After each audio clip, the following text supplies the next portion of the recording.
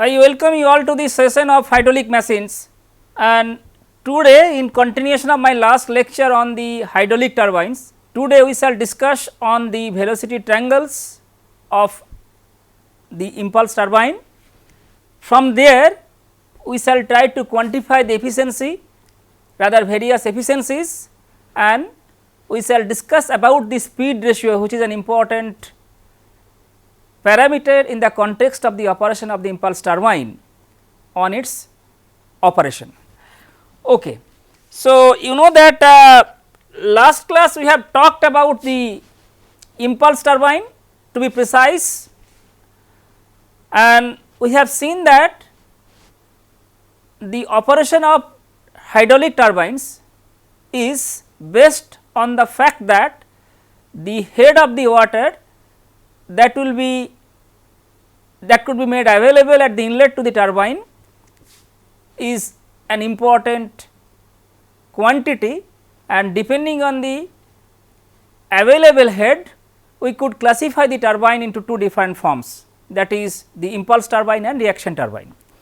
We have also discussed that impulse turbine are suited for the high head, that means the water head which could be made available at the inlet to the turbine, at the inlet to the impulse turbine should be of the order of 1000 to 2000 meter.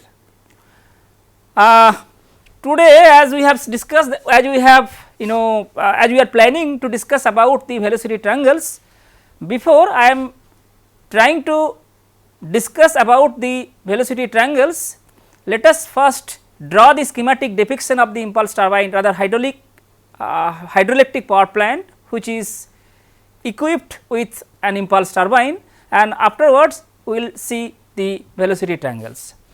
So, if we write the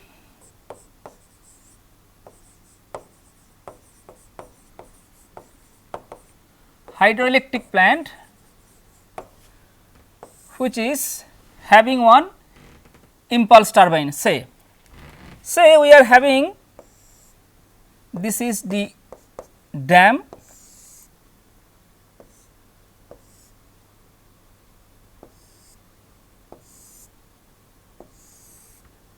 okay, and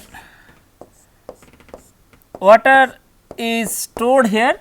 So, I am writing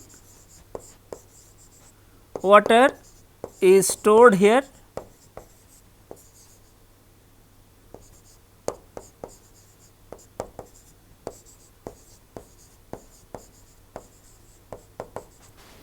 and this water is allowed to pass through a flow nozzle before it strikes the, say this is right. So, and as the jet is coming out, it is striking the turbine bucket. So, if we try to draw one wheel circular disc, and we will be having bucket. So, this is the bucket, this is another bucket, this is another bucket. I am drawing a few buckets.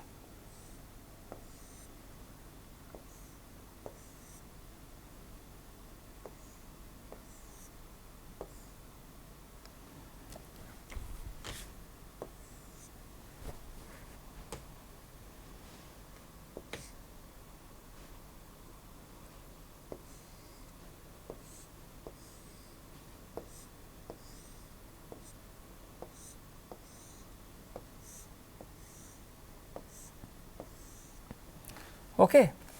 And say this is the wheel, say this runner, and there will be a diameter which is known as P circle diameter.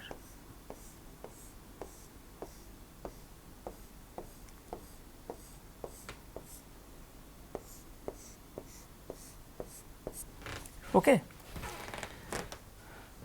What we can do, we can have this casing and as I told you that this air vent will be there. So, this is casing.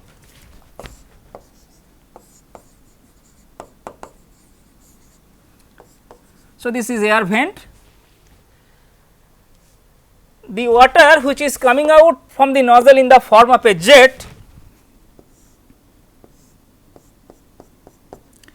this jet is striking the turbine bucket. So, this is jet, this part is, this is the flow nozzle, this is penstock and water will be collected here. So, this is open to atmosphere and this is TRL, that is tail race level. So, yesterday I had used this particular term, right. This is tail race level and similarly we will be having one head race level. Okay. So, this is HRL.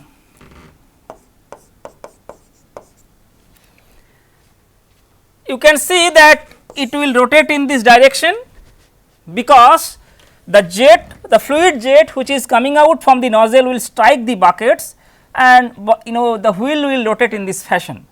So, these are basically buckets and this entire portion is known as runner, or sometimes in some books it is also known as wheel. Okay. So, this is what we have discussed in the last class, that fine. Now, question is, see this up to tail race level, this distance is z, right. Then this is the gross head. So, this is H gross, but you know that we really cannot ignore the frictional losses of fluid when it is passing through the penstock, and if we somehow consider that this amount of head will be used to the frictional losses in the penstock. So, this is small h l. So, this quantity small h l which is required to overcome the frictional losses, maybe we are having this gross head H gross, because see eventually water is coming from this head race level to the tail race level, and as I told you that water in the tail race level should be sufficiently below the pitch circle diameter of the wheel. So, this is PCD. So, this is pitch circle diameter, right. The tail race level should be sufficiently below the PCD, because otherwise what will happen, that the blade will try to be in touch with the water in the tail race level, and the frictional resistance between the water and the blade will try to reduce the energy at which the wheel will be rotating. Okay. So, now what you can see from this particular diagram is that though H gross is available, but eventually the net head that will be available is this. So, this is H net. So, H net is nothing but H gross minus Z minus HL. Okay. So, this is basically net head available. So, this is the net head available, I mean the energy that will be getting at the exit of the nozzle will correspond to the head available net head, provided if we can ensure that the loss of jet at the exit to the turbine is very small. Fine. So, today what we will be trying to do, we will be discussing about the velocity triangles. So, you know that as the jet is striking the bucket, in the last class we have seen the geometrical structure of the buckets which are typically used for the impulse turbine, in particularly hydraulic impulse turbine, you know that when jet is striking the bucket, we have seen that if we try to draw the now. So, this is basically I can write this is a layout of a Pelton turbine plant.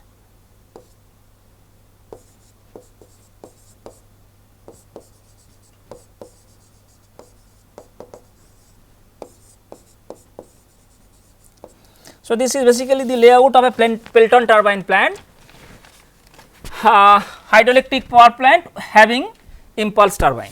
So, if we go to the next slide, and now we will be focusing on the velocity triangles.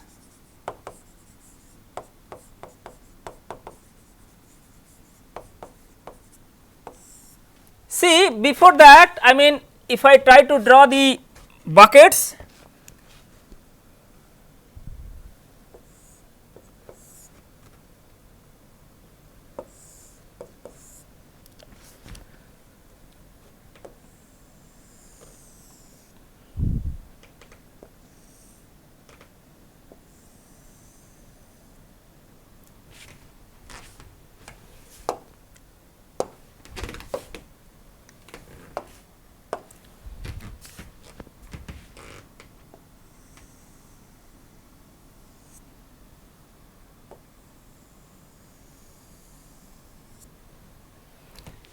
it is not possible to draw. So, now I mean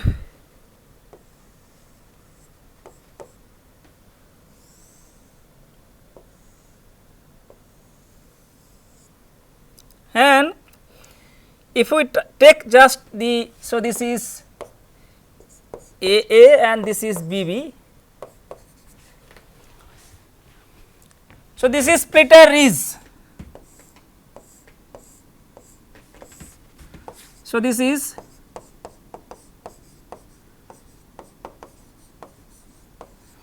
splitter ridge, and this ridge is provided to only to divide the incoming jet into equal two parts. What will happen, you know that this is basically water jet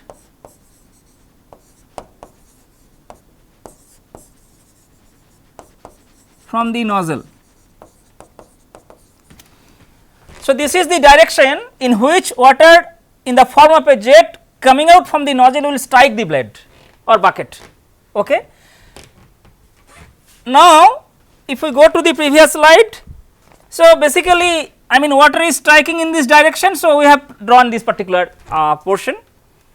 So, if we go to the next slide and if we try to draw the section BB, okay. So, we will be getting like this.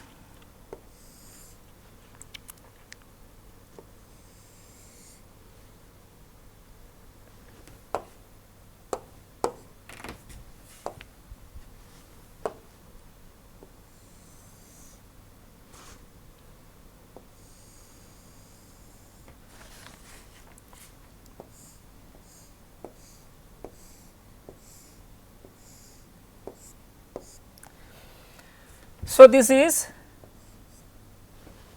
section BB.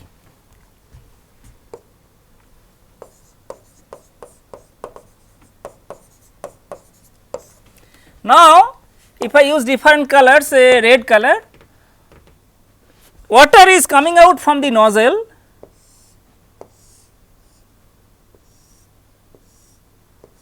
in the form of a jet,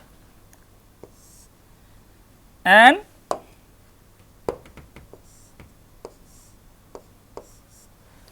so this is splitter ridge, this is splitter ridge,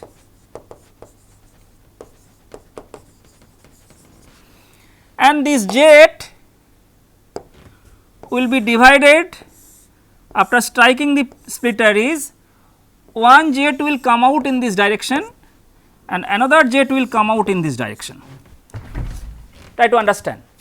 So, basically this is the flow nozzle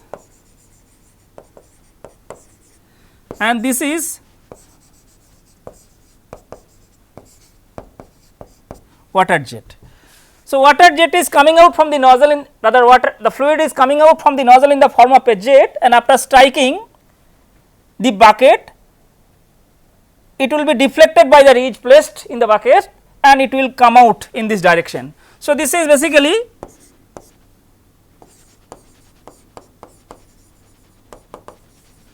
outcoming jet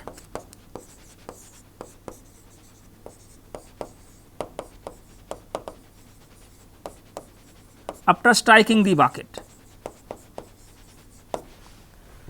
Okay. So, this is the outcoming jet after striking the bucket. Having, if we have understood it properly, then we will proceed to discuss about the velocity triangles. So, try to understand why you need to draw the velocity triangles. We have seen that there will be a change in direction of the jet, and because of this change in direction there will be momentum change, right. Now, you know that, which is very important, the maximum change in momentum if we can have, then what will happen, you know that maximum force driving the wheel can be ensured. So, if we can have maximum change in momentum, higher the maximum change in momentum, higher will be the force that will be available at the runner of the turbine. If the force or power available to the runner at the turbine is high, efficiency will be high. So, why I have drawn this? Because you can see that the splitter ridge is responsible to split the jet into two different parts, that is the in this way and another is coming out in this way. So, now we shall draw the velocity triangle. So, this is the outcoming flow and this is the incoming flow. So, this is water jet, I am writing incoming water jet. So, if we try to draw the velocity triangles next, so I mean just I am trying to draw.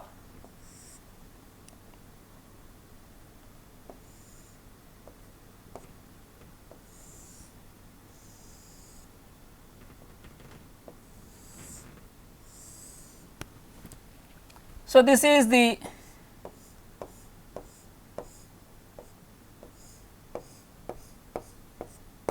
bucket and say this is the flow nozzle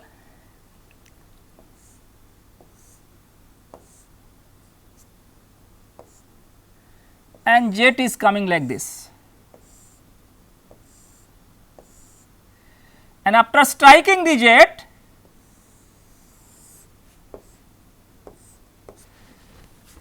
one part of the jet will go like this, another part of the jet will go like this.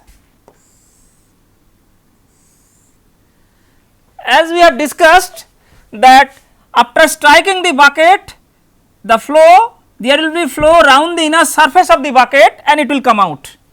So, you try to understand what is the inlet velocity triangle.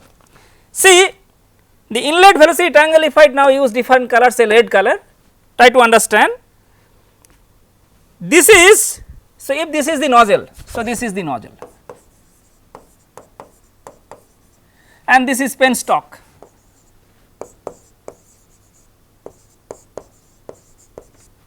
Okay. So, try to understand, this is the velocity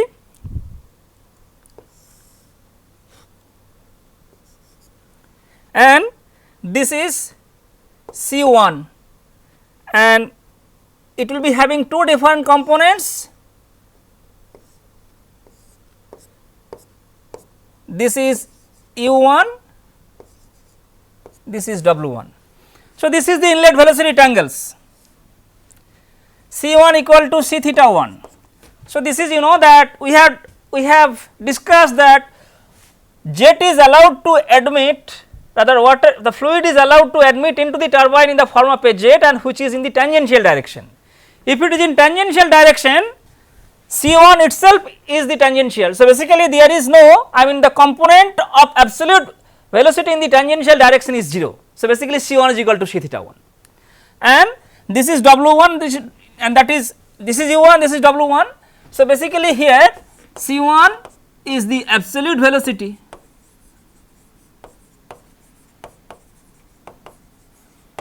I will not use the suffix of a, I will not use the suffix 1 here, because it will be generic. C is the absolute velocity, u is the blade velocity.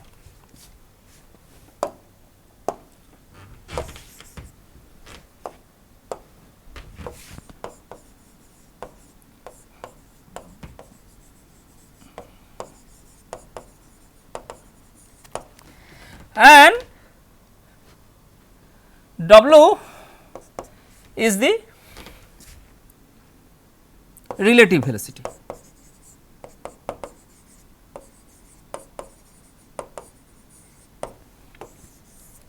That we have already discussed when we have discussed the velocity triangles of pumps. So, this is absolute velocity of jet or fluid, this is the blade velocity. Now, the resultant would be the relative, that is the velocity of fluid relative to the blade, so that is why relative velocity. Okay. So, this is absolute velocity of jet or fluid, this is the blade velocity. Now, when the bucket is rotating, there will be blade velocity, and the resultant will be the relative velocity, that is the velocity of fluid relative to the bucket or blade. Okay. Now, if we use suffix 1, that will be that suffix 1 will be used to indicate the corresponding velocities at the inlet, and suffix 2 will be used to indicate the corresponding velocities at the outlet. Okay. So, this is the inlet velocity triangle. So, I am writing this is inlet velocity triangle.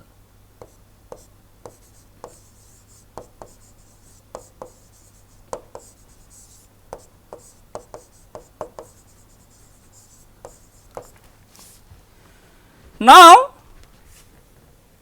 what about the outlet velocity triangle?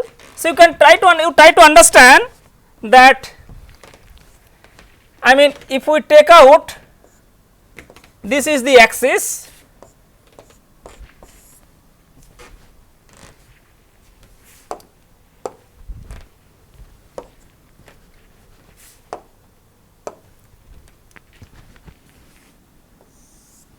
okay. So, the jet is coming out after striking, making an angle theta. So, you know that if I use green color, so if you extend the velocity component, you will find that it will make an angle theta. So, this is the angle theta, that is the deflection angle. So, the component of velocity after striking the bucket, liquid is coming out making an angle theta with the tangential direction, right, and the velocity component which is coming out after striking the bucket is the relative velocity, because it is relative to the blade velocity. So, I mean if we try to draw, so this is, so this angle is theta, just since, I mean let me write here.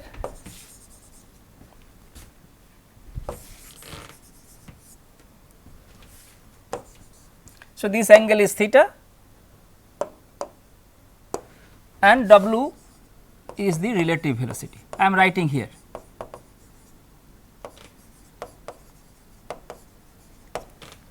Okay. So, instead of drawing here, I mean if you try to draw over here, it will be clumsy. I am drawing over there the velocity triangles, and this is the relative velocity component at the outlet W2, which is coming out after striking the bucket at an angle theta, that is the deflection angle. So, this is theta equal to deflection angle.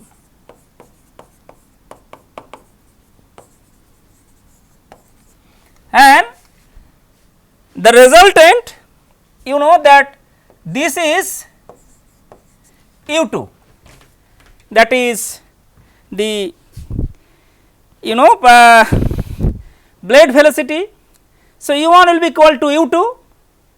So, this would be the absolute velocity c2 and this component will be c theta 2.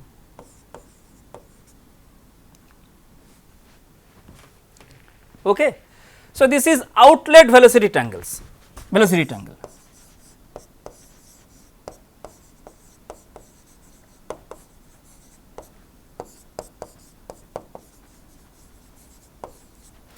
This is outlet velocity triangle.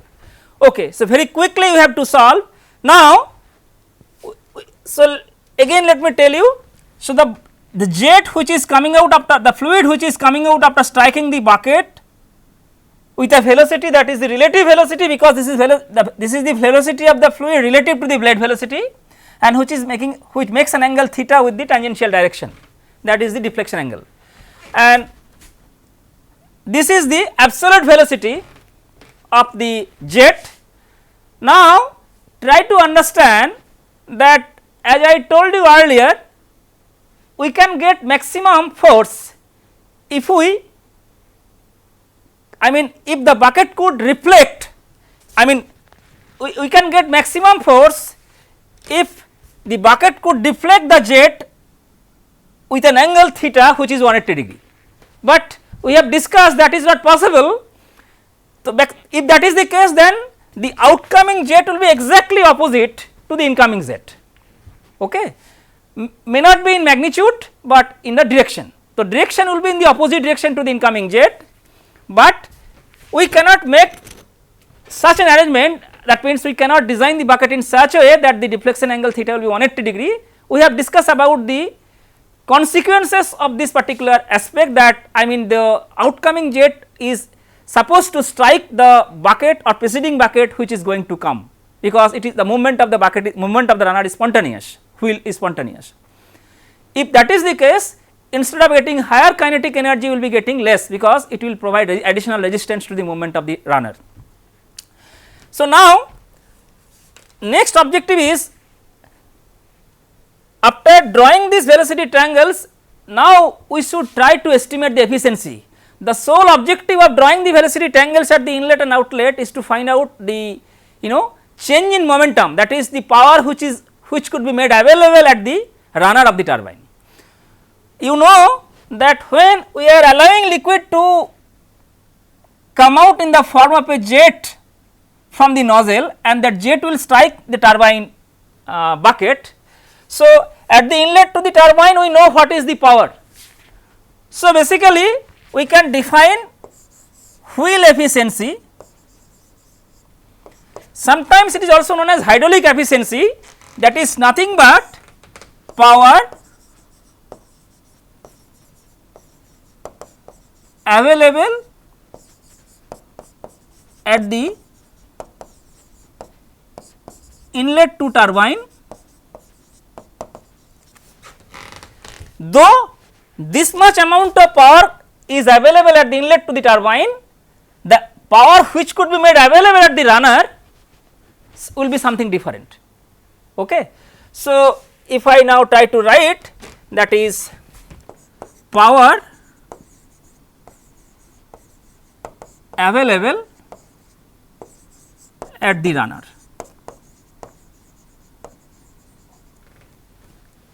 In fact, I can write at the bucket. Okay.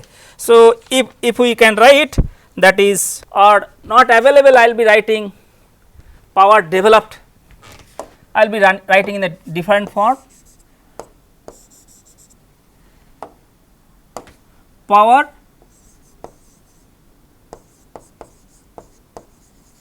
developed at the runner, because power will be developed at the runner, right. So, we are trying to rotate the runner. So, though this much amount of power is available at the inlet to the turbine, we could get maximum the power which we can get the power which is the power which will be developed at the runner will be something else, definitely that will be less than the power which is available, because we know, if we go back to the previous slide, see, this is rotating, the power which is available at the exit of the nozzle or at the inlet to the turbine is higher than the power that will be developed by the runner. Why? by the runner because the frictional effect. So, you know that bearing friction, because entire setup is mounted on a shaft, and when something is mounted on a shaft, bearing will be there. So, that is, you know, again a mechanical part which bears the load. So, the entire runner, entire wheel will be placed or mounted on a shaft through a bearing. So, the bearing which is again a mechanical device which bears a load. So, basically when there is a bearing, so relative motion between the, you know, bearing frictional loss will be mechanical loss or bearing loss will be there. We cannot, you know, avoid it. So, accounting for the loss or losses, to be precise, due to bearing loss, other losses that I will be discussing today, the power which could be made available at the runner is not equal to the power which is available at the inlet to the turbine. And it is because of this reason, you know, that we are defining eta wheel, or sometimes it is known as eta hydraulic. Okay. So, see, power which is available at the inlet to the turbine, if I write this is P I, and power developed by the runner or at the runner, whatever it is, you know, you can write this power developed by the runner, to be precise, I write that by the runner. If I write this is P R, then to have the mathematical expression of P I and P R, we should look at the velocity triangles. Let us do that.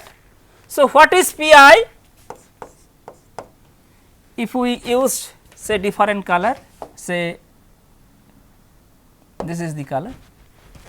So, P I is the power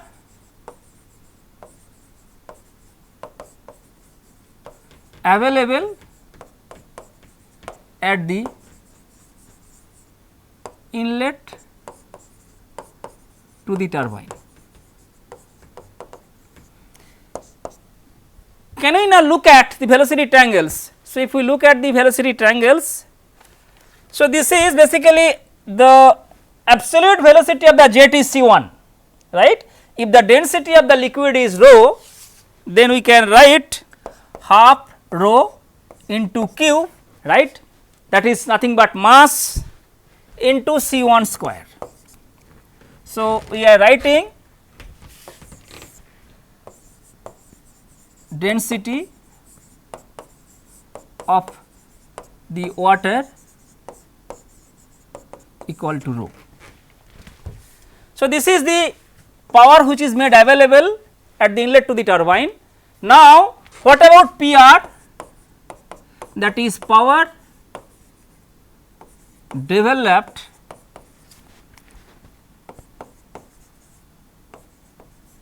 by the runner. See, that is what I was talking about, that is not, that will come from the change in momentum, right. So, if I write that is P R, that is nothing but F into U, right, where U1 equal to U2 equal to U, that is the blade velocity or bucket velocity, speed. See, you know that I can tell you, see the velocity of, so this will depend on the pitch circle diameter, U1 equal to U2 equal to is equal to pi dm by 60. So, you know that you can write pi dn by 60. So, let me write here equal to pi d n by 60. This d is the pitch circle diameter.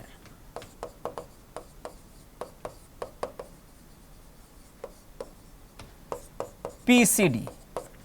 Okay. So, this is PCD.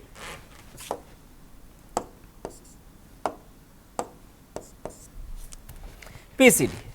Okay. Now, this fellow is the PR. So, we can write this PR. So, PR equal to F into U. What about F? F, let me try to write over here, that is the, you know, force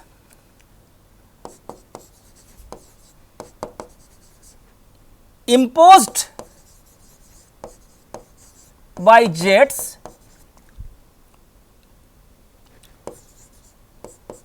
on the runner.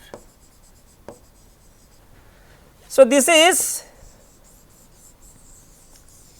F multiplied by U. So, this is F.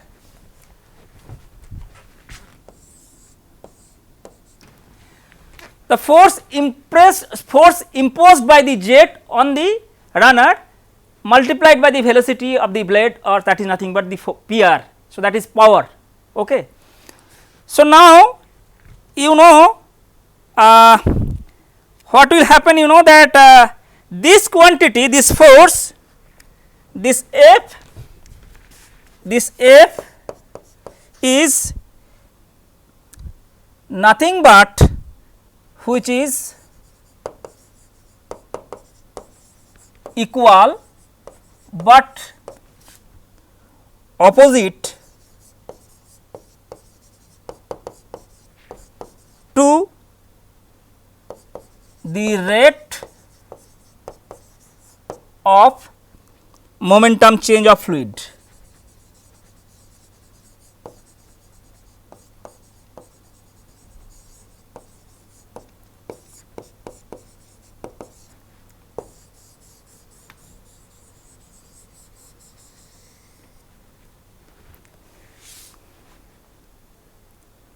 Okay. So, basically the force imposed by the jet on the runner will be due to the change in momentum, and that is what I have written, which is equal but opposite to the rate of momentum change of the fluid. Okay.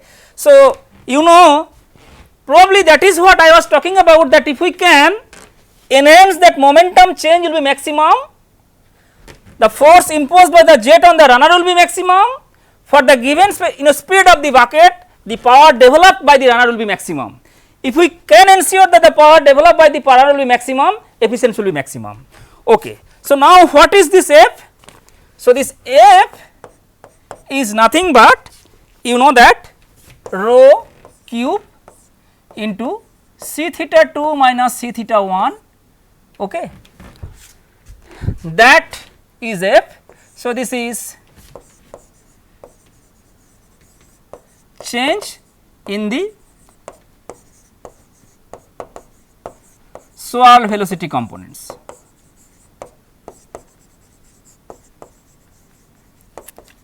Okay.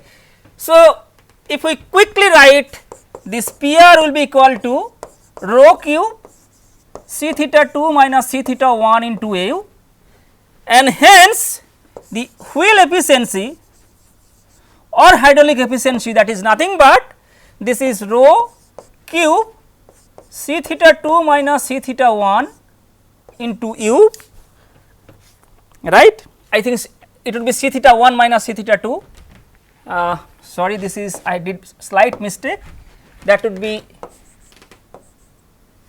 c theta 2 minus c theta 1. Okay. So, it will be c theta 1 minus c theta 2, c theta 1 minus c theta 2, c theta 1 minus c theta 2.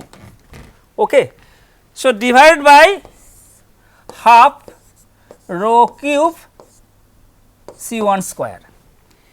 If we write one step further, then eta wheel or hydraulic efficiency, that is nothing but 2 into U into c theta 1 minus c theta 2 divided by c 1 square, right. So, this is very simple. Now, see, I mean this c theta 1 minus c theta 2, c theta 1 is nothing but c 1, you know that if we go to the velocity triangles, c theta 1 equal to c 1 and c theta 2 I can write, that is nothing but u 2 minus w 2 cos 180 minus theta. So, this angle is 180 minus theta and this is w theta 2. Okay.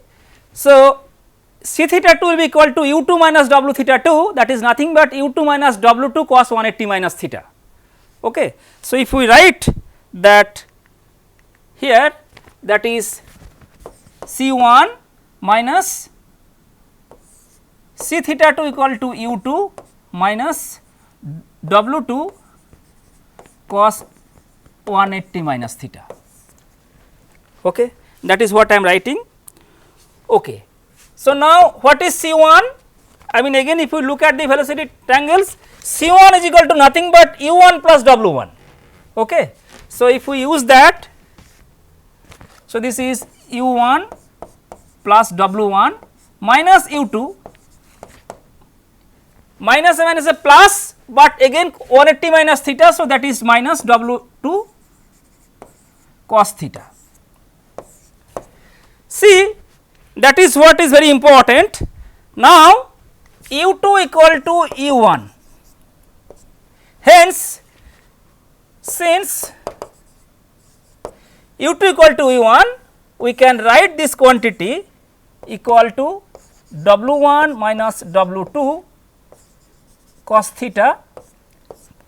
If we try to take w 1 outside, 1 minus w 2 by w 1 cos theta.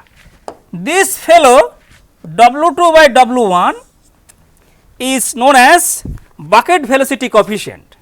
So, if I try to write in the next slide, we can write eta wheel.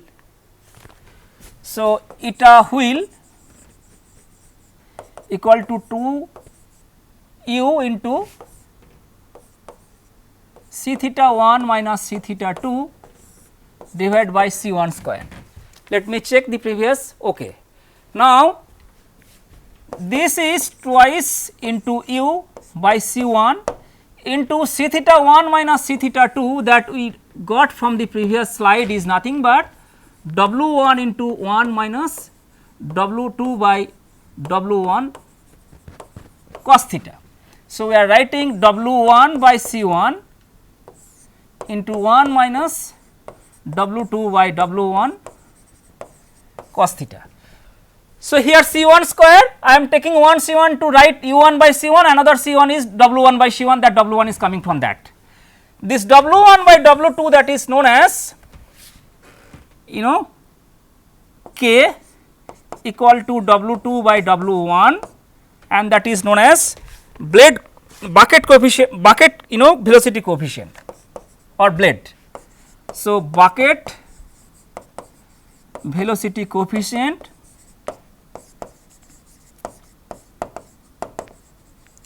and this coefficient depends on the smoothness of the blade.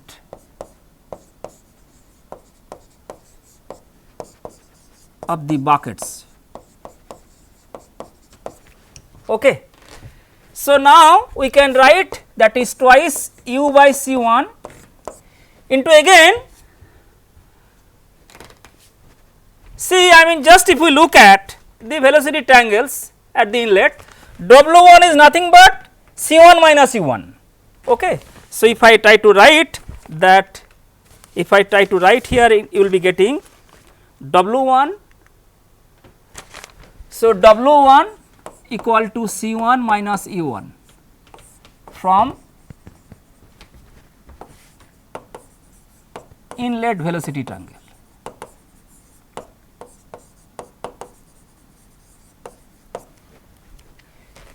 If we plug in the value of w 1, so it will be C 1 minus u 1 by C 1 into 1 minus k cos theta, and then final expression will be 2 u by C 1 into 1 minus u 1 by C 1 into 1 minus k cos theta.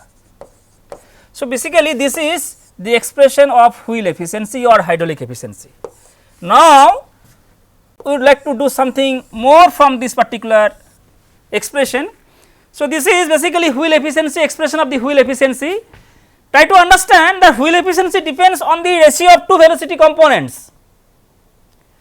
One is the bucket velocity, another is the absolute velocity at the inlet. So, the efficiency or hydraulic efficiency or wheel efficiency of impulse turbine, why it is called wheel efficiency? Because impulse turbine is sometimes known as impulse wheel. So, it depends on the ratio of two velocities or two velocity components, that is blade velocity and the absolute velocity at the inlet. So, I mean that means the ratio of these two velocity components will play an important role to dictate the efficiency of the impulse turbine. So, can't we find out what could be the value of the optimum value of these velocity components to ensure that the efficiency or wheel efficiency will be maximum. Okay. So, this u by C1, if I use different color, this u by C1, you know, this u by C1, this u by C1, this u by C1 is known as speed ratio.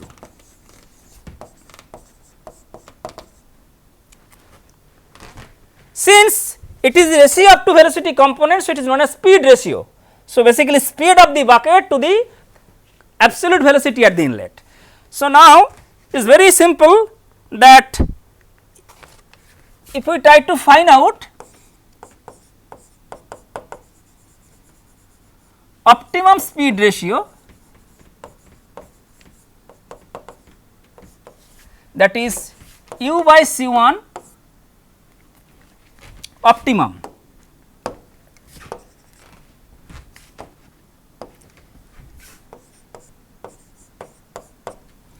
for which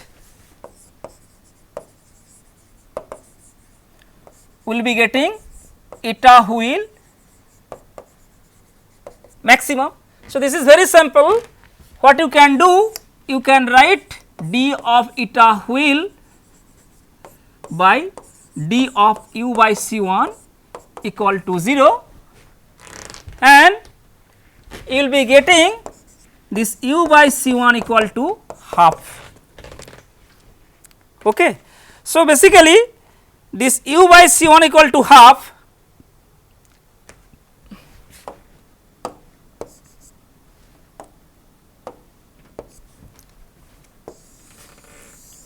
so this is u by C1 optimum.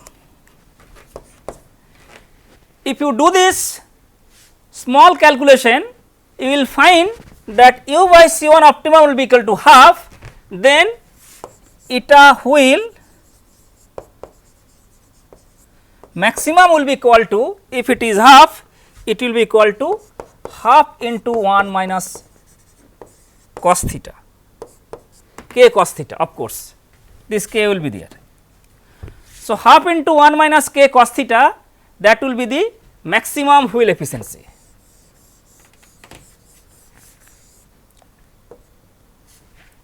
Let me write it. So, this is 1 minus k cos theta.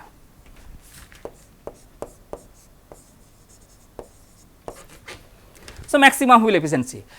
So, our objective was today to derive the expression of wheel efficiency or hydraulic efficiency of the impulse turbine, and by drawing the velocity triangles we have been able to establish that the efficiency depends on the speed ratio of the turbine, that is u by C1. Now, u by C1 optimum we have calculated, which is nothing but 0.5.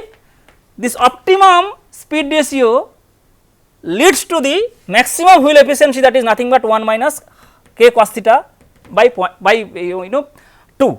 So, that is 0.5 into 1 minus k cos theta. So, try to understand, you know that we have discussed about one important point, that if we try to recall that if we go to the previous slide, see the H net which is available at the inlet to the turbine is nothing but H gross minus Z minus HL.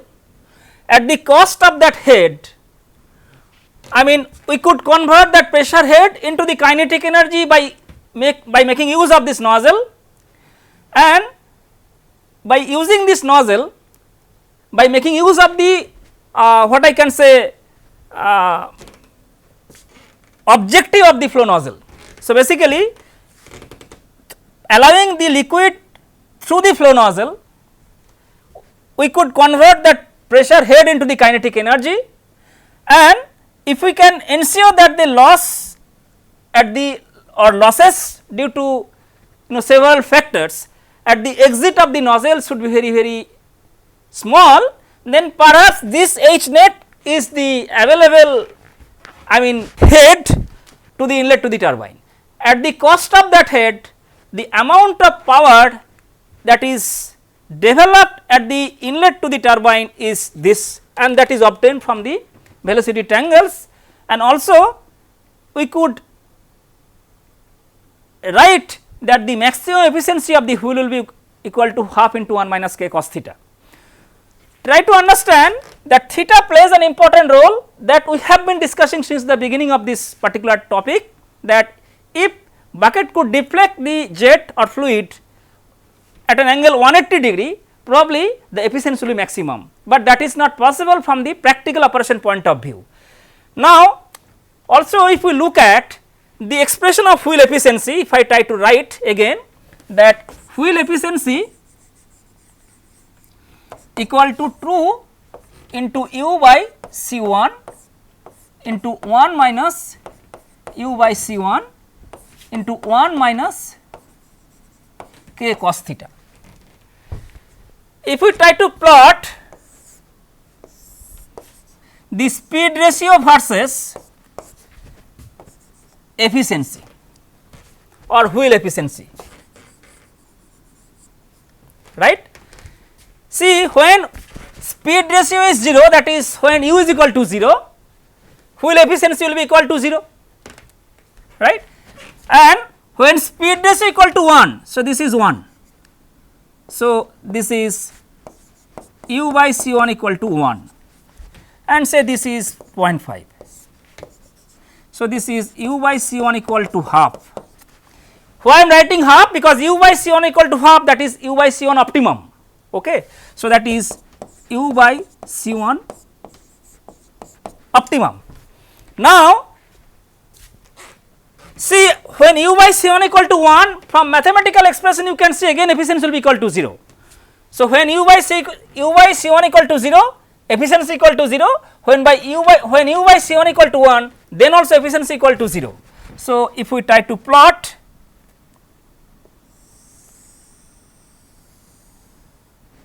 like this, then see, knowing fully that at u by C1 equal to half efficiency will be maximum. So, I have drawn this curve like this. So, at u by C1 equal to 0, so when u by C1 equal to 0, eta wheel equal to 0, u by C1 equal to 1, eta wheel also equal to 0, and efficiency is equal to maximum when u by C1 equal to half. Knowing that, I have drawn the nature of the curve like this. You can see that there is a peak, and that is the eta wheel maximum. So, this point is eta wheel maximum corresponding to the speed ratio u by C1 equal to half, right. So, this is the theoretical one you can see, because by looking at this mathematical expression you can get it, but in reality what will happen, you know that in reality the u by C1, so that is u by C1 equal to 0.5. In reality it is not the case. Why? Again if we try to go back, that see, when u by C1 equal to 1, that is equal to 0, but if I try to increase u1, so if I try to increase u1, efficiency will slowly increase and it becomes maximum at equal to 0.5, but to reach at this maximum efficiency we need to ensure that the u will be equal to u will be maximum. Now, when we are allowing that u will be maximum, then what will happen, you know that as I was discussing, if we go back to the previous slide, that this entire wheel is placed or mounted on a shaft, and it is not welded on a shaft, rather it is mounted on a shaft through a bearing. So, when this is rotating with a high velocity, blade velocity, and we are trying to achieve the maximum efficiency, and u by C1 will be equal to 0.5. So, when we are trying to reach that maximum efficiency, we are allowing the runner at a high speed. When the runner is rotating at a high speed, bearing loss will be maximum. Not only that, you now try to look at the casing. It is not a casing that it will enclose the entire runner completely, rather we are having air vent. So, the entire space is having air. So, when the wheel is rotating, the rotating part of the machine and air, the friction between the rotating part of the machine and the air present will be increase. So, you can understand when you are trying to increase u1 essentially to reach the ratio u1 by u by c1 equal to 0.5, in a way we are going to invite the maximum losses. One loss is the bearing loss, other loss is that the frictional effect between the rotating part of the machine and the air will increase, and that is nothing but windage. So, you know that here, so accounting for those losses, that is bearing loss and windage loss. So, I am writing windage. So, basically let us say write windage. So, that is windage effect, that is the loss due to the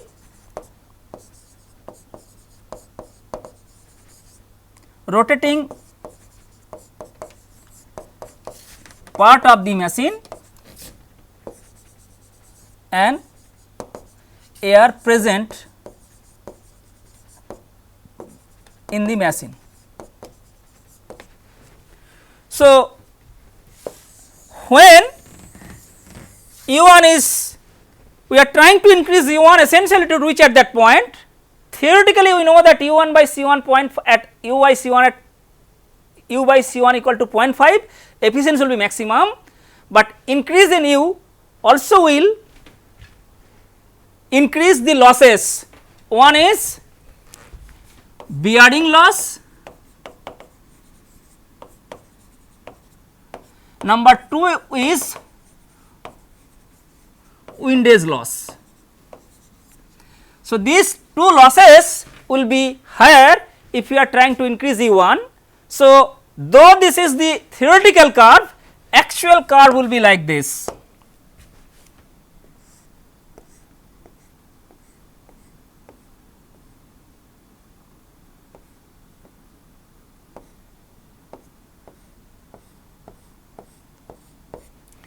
And this is the peak, and this is u by C1 equal to 0.46, right. So, this is actual. So, this is actual. Okay. So, though this is eta wheel maximum and this is eta actual. So, in real practice what will happen, you know, that even if we try to reach at this particular case, when you are trying to increase u, bearing loss will be more, windage loss will more, these two losses will increase the total losses, and which in turn eventually reduce the efficiency, and as a result of which the actual maximum efficiency, this is the actual maximum efficiency. So, you know that if we allow the turbine to run in this span, so this is the maximum efficiency which we are getting in actual practice. So, this is the actual maximum efficiency and which occurs at u by C1 equal to 0.46, not at 0.5. Okay. So, this is the actual curve. So, this is actual and this is theoretical.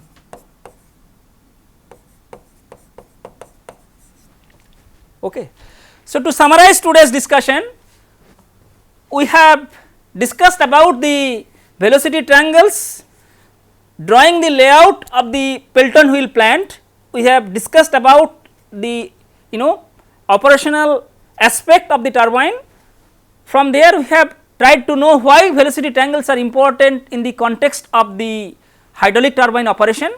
By drawing the velocity triangles, we have calculated the power that will be developed by the runner, and also from the velocity triangle we have seen that what is the quantity I mean of power which is available at the inlet to the turbine. Ratio between these two quantities can be expressed in terms of the wheel efficiency. We have also seen that wheel efficiency can be written in terms of the in terms of the ratio, the wheel efficiency can be expressed in terms of the speed ratio, that is nothing but the ratio of two velocity components. And we have also tried to find out the optimum speed ratio for which the wheel efficiency become maximum, and having this analysis, that is from this theoretical calculation we have found that the optimum speed ratio is 0.5 for which efficiency become maximum, but in real practice because of several losses the speed ratio at which actual efficiency become maximum is 0.46. So, with this discussion I stop by discussion related to impulse turbine. Next we shall work out 1 or 2 problems on this particular topic, and in the next class we will start discussion about the reaction turbine. Thank you.